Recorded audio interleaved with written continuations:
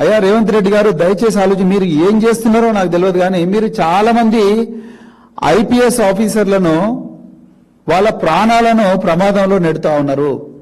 నిజానికి పోలీసు డిపార్ట్మెంట్లో 99% మంది ఆఫీసర్లకు ఈ సిఐసిఎల్ అంటే ఏంది, అది ఎక్కడుంటుంది, అది ఏం చేస్తుంది, వాళ్ళ పని ఏందని తెలవాల్సిన అవసరం లేదు. కానీ అలాంటి ఒక సిఐసిఎల్ తోని మీరు ట్విట్టర్కు ఈ తెలుగు స్క్రైబ్ అనే ఒక న్యూస్ అవుట్లెట్ మీద ఒక నోటీస్ ఇప్పించారు. ఇది మామూలు నోటీస్ కాదు. నేను అదే తెలంగాణ ప్రజలకు, ఇక్కడ కూర్చున్న జర్నలిస్టులందరికీ చెప్పాలనుకుంటున్నా. మీరు కూడా మీ తోటి జర్నలిస్టులకు చెప్పండి, తెలంగాణ ప్రెస్ క్లబ్కి చెప్పండి, అదేవిధంగా ప్రెస్ క్లబ్ ఆఫ్ ఇండియాకి చెప్పండి, ఎడిటర్స్ గిల్డ్ ఆఫ్ ఇండియాకి చెప్పండి. దీంట్లో ఇది మామూలు నోటీస్ కాదు.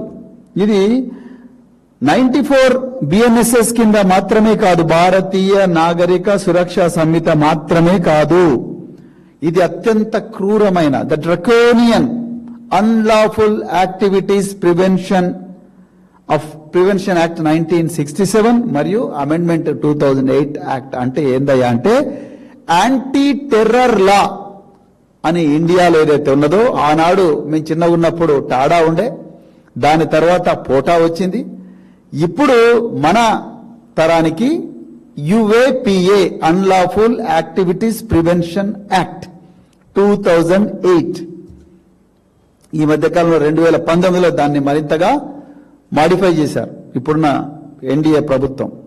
ఇది కేవలం టెర్రరిస్టుల మీద మాత్రమే పెట్టే చట్టం. దయచేసి అందరూ గుర్తుపెట్టుకోవాలి. ఆనాడు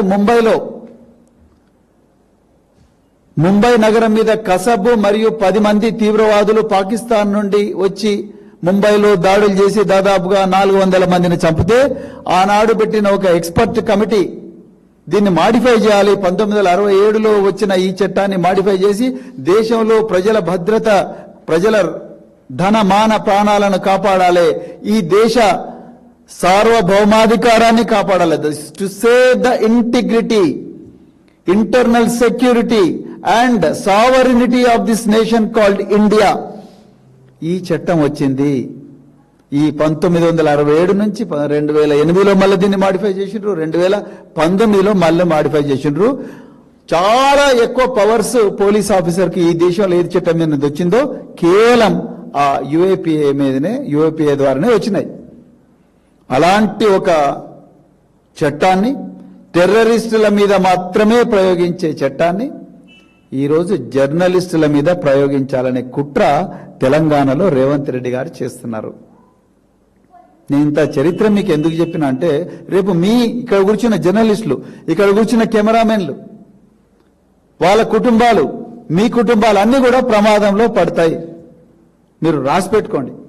ఈ రేవంత్ రెడ్డి గారు ముఖ్యమంత్రి, హోంమంత్రిత్వ శాఖ తన దగ్గరే పెట్టుకొని, మరోవైపు పొంగులేటి శ్రీనివాసరెడ్డి సమాచార పౌర సంబంధాల శాఖ తన దగ్గరే పెట్టుకొని, వీళ్ళు దాదాపుగా జర్నలిస్టుల మీద, సోషల్ మీడియా యాక్టివిస్టుల మీద 250 క్రిమినల్ కేసులు పెట్టిండ్రు.